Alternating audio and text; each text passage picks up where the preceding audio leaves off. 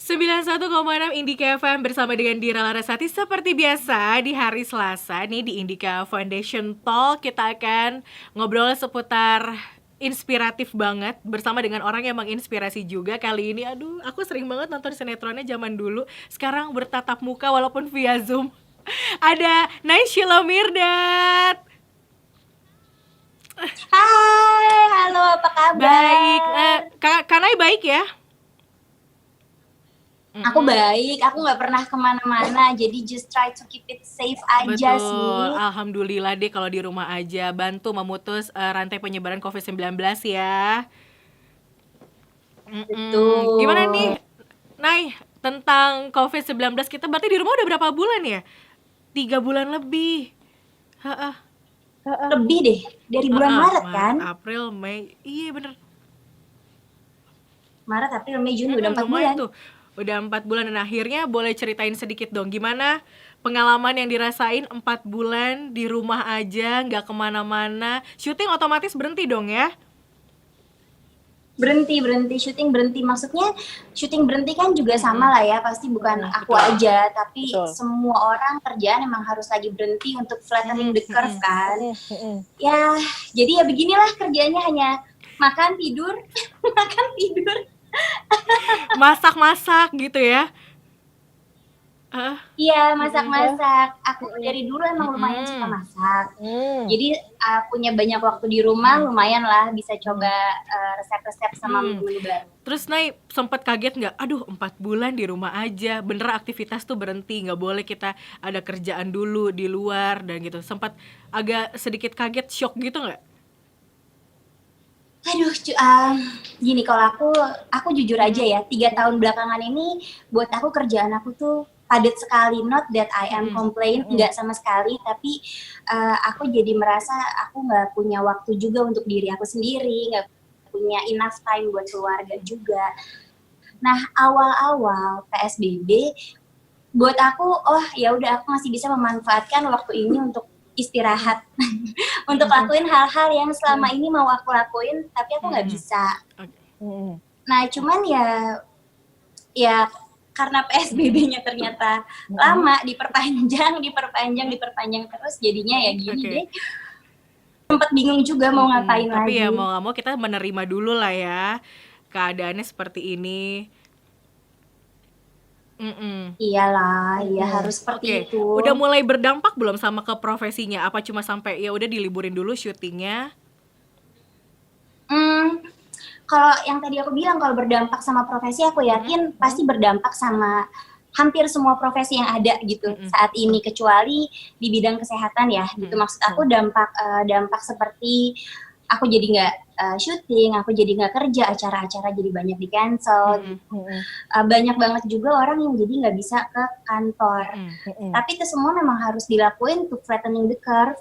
Jadi ya we're in this all together.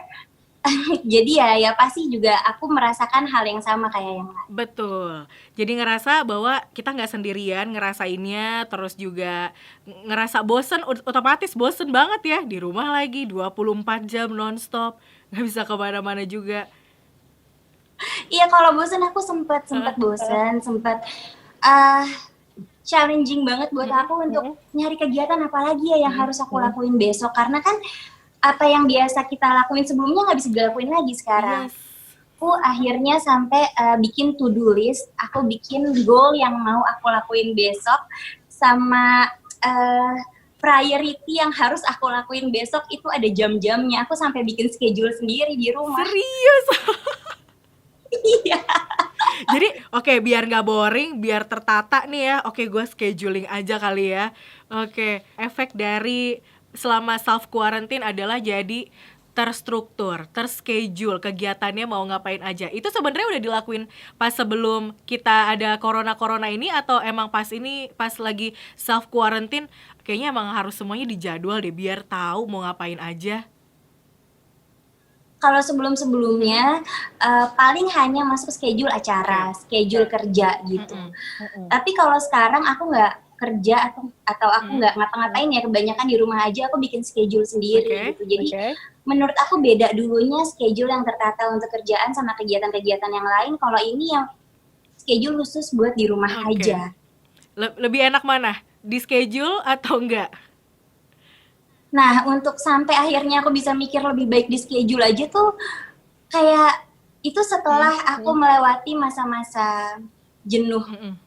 Sejujurnya kayaknya bukan hanya aku aja, tapi kan semua orang pasti ada ya ngerasain ada ups and downs-nya juga gitu. Jadi di saat aku udah ngelakuin apa yang mau aku lakuin, aku bilang tadi ngambil waktu PSBB untuk waktu istirahat aku, and then seiring berjalannya waktu PSBB lama banget, terus aku bingung mau ngapain, kayak aduh ini semua udah aku lakuin kemarin-kemarin, aku ngapain lagi ya, besok tuh harus ada hal yang bikin aku semangat gitu, karena kalau enggak aku hanya bakalan di rumah masak, makan, nonton olahraga, tidur.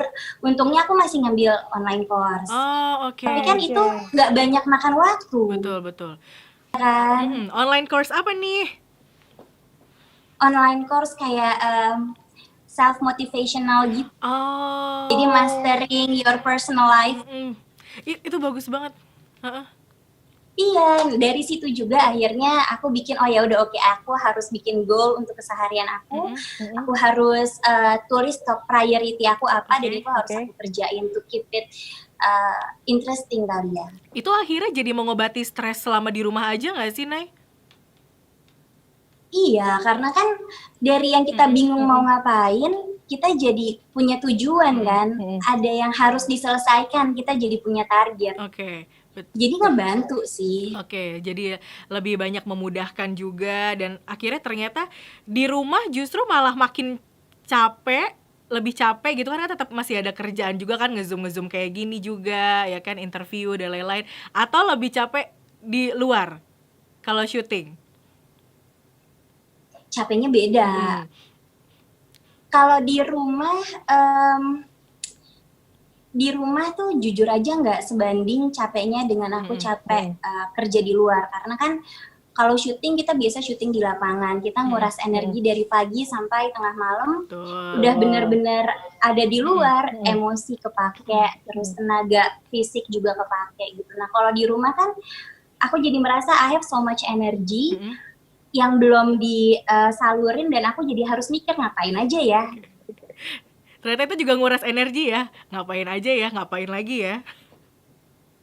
Iya loh, aku juga agak kaget karena ternyata untuk mikir mau ngapain lagi lumayan challenging. Supaya kita nggak bosen, supaya masakannya nggak itu-itu lagi. Tapi di rumah sama keluarga tetap berinteraksi, ngumpul-ngumpul. Iya, itu salah satu dampak positifnya menurut aku. Jadi yang aku jadi lebih banyak berinteraksi sama orang-orang di rumah, sama mama terutama, sama kayak apa ya, jadi punya banyak waktu buat diri aku sendiri juga pastinya gitu. Kalau ngumpul, pastinya kita ngumpul karena pastinya setiap hari kita di rumah aja. Betul. Jadi banyak lagi obrolan-obrolan baru yang nggak mungkin kita sibuk sama pekerjaan, akhirnya sama keluarga lagi kita bisa tahu kabar mereka lagi kayak apa kegiatannya. Dan yang paling terpenting adalah ketika mendengar nama Naysila Mirdad. Bayangin loh, aku itu nonton sinetronnya Naysila Mirdad itu dari aku SMP. Iya kan? Iya dari aku SMP. Tahun berapa itu? Itu berarti 2004, 2005. Iya gak sih? Iya memang sih. Iya kan, tahun segitu kan? Di tahun itu. Berarti start sinetron itu sinetron Liontin ya, bener gak sih? Iya bener Liontin. Sama Nana juga kan ya? Iya, aduh jadi berasa nih umurnya. Tapi itu dia, konsistensi yang udah Naysila buat dari tahun 2004 sampai dengan sekarang.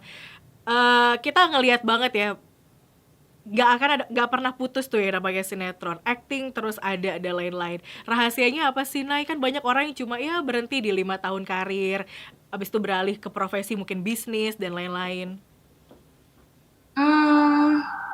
Kalau menurut aku gini, aku bisa karir aku di entertain bisa sampai sepanjang ini tuh Mm-mm. nggak lebih karena satu berkat ya, Iya, berkat dari Iya. Tuhan yang Tuhan kasih buat aku. setuju.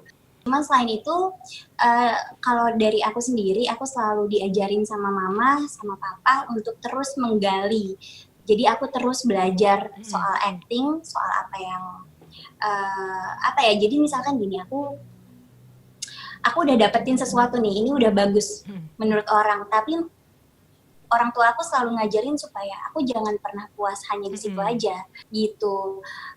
Jadi aku harus terus belajar, terus juga mama sama papa ngajarin untuk bisa bersikap profesional saat kita bekerja gitu. Oke, tetap mengeksplor di bidang acting terutama ya. Terus pernah dapat kalimat kayak, "Nay, lo di sinetron mulu, termasuk ke zona nyaman gak sih? Lo gak mau keluar dari zona nyaman lo?" gitu.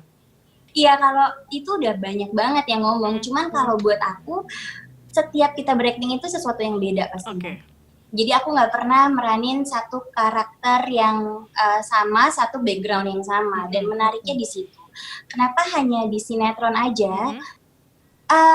Itu juga aku rada amazed ya.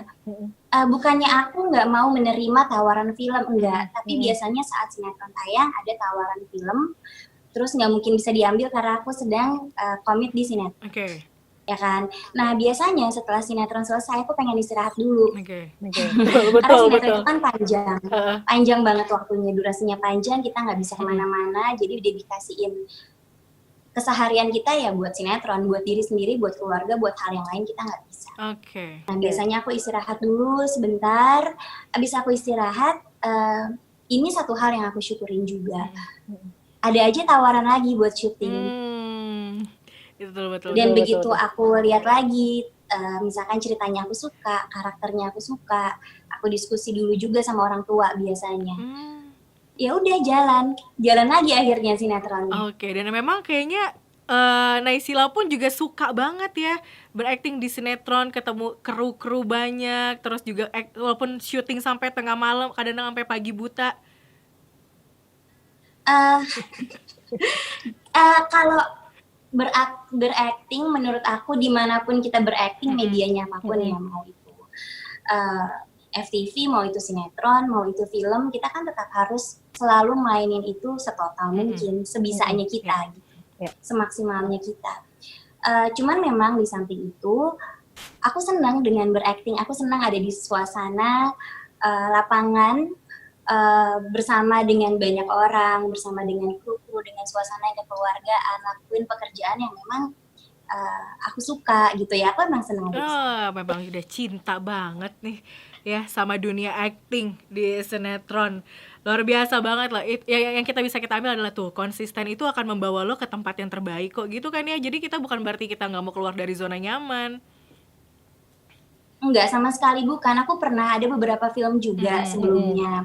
Nah, cuman kalau film itu kan jangka syutingnya itu biasanya nggak tahu, kalau aku nggak tahu kalau yang lain. Tapi kalau aku selama ini belum pernah ada yang lebih dari 2 bulan. Oke, belum pernah untuk film. Jadi syutingnya sebentar. Nah, kalau memang aku udah syuting sebentar lalu ada tawaran buat sinetron ya, kalau menurut aku bagus, kenapa aku nggak ngambil gitu. Itu kan rezeki juga. Setuju. Banyak banget nilai positif yang bisa diambil di sana. Banget. Karena kamu nggak menutup diri untuk ngambil opportunity dari luar juga. Betul. Dan makanya punya bisnis kosmetik juga ya? Nggak, kalau kosmetik itu kakakku. Kanana. Oh gitu. Oh, Kanana. Iya. Oke. Kanana kosmetik. Oke. Namir kalau nggak salah ya. Namir, iya betul. Udah pernah coba belum lipstiknya? Baru mau aku coba nanti. Aku baru harus ya. Kamu baru foto-foto gitu. Oke. Aku pikir sekarang pakai lipstik Namir, enggak ya ternyata. Enggak. Nanti aku pas next sama Naysila lagi, aku udah pakai full face Namir Beauty ya, berarti ya. Oh, please do ya, nanti aku tagih loh. Pasti ya, harus disupport deh produk lokal pokoknya. Sebagai seorang aktris udah terus menemani kita selama di rumah aja. Kita self quarantine ditemani sama sinetron-sinetron kamu loh. Terakhir Orang Ketiga ya kan? Iya, Orang Ketiga baru selesai tapi bulan September atau November tahun lalu gitu. Oke. Dan sempat nonton juga. Iya, aku sempat nonton. Ya, kamu sama Samuel Zilguin kan? Iya, betul, Mm-mm. betul. Tapi tapi teman-teman artis gimana kabarnya semuanya? Happy-happy aja, Baik, baik-baik aja baik. ya. Teman-teman artis siapa nih maksudnya yang main di Orang Ya, Ketiga? orang ketiga atau mungkin yang masih keep in touch sama Nai. Ya baik, baik, Mm-mm. baik. Kalau Semuanya yang masih. masih ngobrol sama aku baik. Luar biasa ya. Next projectnya apa nih? Naysila Mirdad, sinetron, film, atau mungkin Aku bisnis? sinetron, Hmm? aku sinetron ada lagi, tapi kan yang aku bilang tadi harus berhenti karena COVID, ya kan? Yang Betul. eh, terus ada satu bisnis ada, Oke. aku rencananya ntar dulu deh. Pokoknya apapun itu yang Naysila buat, semoga sukses terus, semoga lancar ke depannya, memberikan banyak inspirasi lagi buat kita nih cewek-cewek ya kan. Pengen banget jadi Amin, kayak Naysila amin. Mirdad. Tapi satu pertanyaan aku ya, Nay. Kamu nggak mau apa gitu Hmm, peran jadi antagonis? ini yang nanya sama aku juga udah banyak. Iya, kamu Kalau jahat gitu jadi loh, jahat-jahat gitu kayak apa gitu. gitu kan, Iya. kayak, jangan gitu. Aku kalau jadi antagonis kayak balik lagi, aku nggak menolak ya. Kayaknya semua karakter buat aku menarik pastinya. Oke. Karena ada hal baru yang pasti bisa dieksplor. Walaupun contoh nih, aku protagonis. Nah, karakter protagonis itu nggak selalu sama loh. Oke. Kita harus lihat lagi dari backgroundnya apa yang memotivasi dia untuk jadi seperti ini. Oke. Nah, untuk jadi karakter antagonis, aku mau, tapi bukan antagonis yang kayak over gitu kali ya, tapi Oh. ada sisi psikologis di balik itu yang membuat dia bisa jadi antagonis, atau ada reason yang masuk akal yang bisa bikin dia jadi antagonis gitu. Aku pernah jadi jagoan sebenarnya, jadi kayak semacam preman gitu. Oke. Dan di situ aku harus berantem beneran. Oke. Itu susah nggak? Apa lo emang jago berantem anaknya? Aku, wah aku jagoan banget ya, nggak ada yang nggak. bercanda. Kalau aku untuk berantem pasti adaptasi lah gitu. Pasti itu dipelajarin dulu, ada latihannya dulu, latihan koreografinya dulu gitu. Tapi mungkin nggak terlalu susah karena aku lumayan suka boxing. Jadi basic-basicnya tuh aku udah ngerti. Dikit, ngerti sedikit. Aku nggak pro, nggak expert gitu, cuman suka lakuin aja. Iya, secara rajin banget olahraga. Iya kan aku lihat di Instagramnya. Olahraga dan makan tepatnya ya. Iya ya. Gak apa-apa deh, yang penting abis makan dibakar lagi, Nay. Gak ada yang salah kok kalau Naysila yang buat. Oke. Oke, terakhir deh Naysila. Persiapan new normal ini gimana? Udah ready? Kalau menurut aku harus ready. Kita semua harus ready sih. Karena kalau enggak ya kita akan terus ada di pola yang sebelumnya. Nggak ada yang maju gitu. Secara ekonomi, secara kehidupan nggak ada yang berkembang kalau kita nggak masuk new normal. Jadi semua segala satunya siap nggak siap harus dipersiapkan supaya ekonomi tetap tumbuh, kitanya pun juga bisa tetap stabil lagi, balik lagi ya ke kehidupan dan aktivitas. Yep. Tapi ya balik lagi sih, maksudnya kalau untuk new normal ini kita harus satu bukan hanya mempersiapkan diri, tapi juga mencoba dan berusaha cari banyak informasi dari sumber yang tepat. Gitu. Benar sih, itu yang paling terpenting tuh. Iya, kita tunggu anjuran pemerintah, kita lihat anjuran dari WHO juga seperti apa. Sumber-sumber terpercaya, jadi jangan gampang kemakan omongan sama orang, tapi kita cek langsung. Betul, harus tetap peka ya, jangan sampai kita kemakan hoax. Iya, karena kan sampai sekarang COVID masih belum ada vaksinnya loh. Betul, dan kurva kita masih terus naik, tapi karena memang ada satu dan lain hal, makanya digerakkanlah new normal ini tetap harus jaga social and physical distancing, ya mau nggak mau kita harus nurut ya, Nay. Iya, kan tujuannya untuk bikin kita semua sama-sama safe dan sehat gitu. Betul sekali, dan akhirnya semuanya jadi lancar, selancar karir Naysila Mirdad. Nay, thank you banget. Udah Sama-sama, ngobrol-ngobrol di makasih. Indika. Pokoknya sukses terus buat Naysila Mirdad, apapun proyek kedepannya semoga dilancarkan. Salam untuk keluarga di rumah ya, buat Nana dan juga buat Mama, Papa. Thank you. Oke, aku salamin. Makasih banyak. Stay healthy, stay safe Betul, ya. thank you juga buat Naysila Mirdad dan juga buat Tua Indika. Itu dia tadi obrolan kita bersama dengan Naysila Mirdad. Jadi jangan kemana-mana karena Dira masih akan terus menemani sampai tepat nanti di jam 8 malam. Nay, thank you ya.